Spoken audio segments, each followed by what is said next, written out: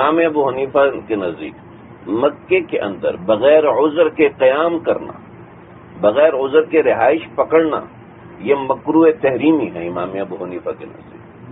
تو یہاں اگر مزاج میں گناہ ہے اور یہاں اس حدود میں رہ کر اس نے گناہ کیا تو کیا حشر ہوگا؟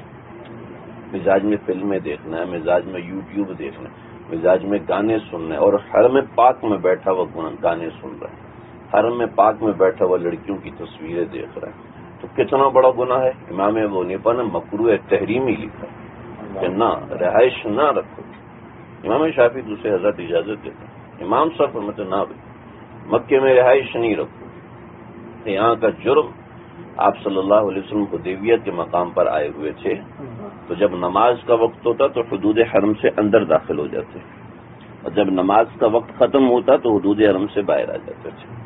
کہ اس کی نماز کی اتنی فضیلت حضرت شیخ الحدیث مولانا زکریا صاحب نے لکھا کہ جب حرم کے اندر نیکی کا اتنا بڑا اجر ہے تو گناہ پر بھی اتنا بڑا وبال ہے.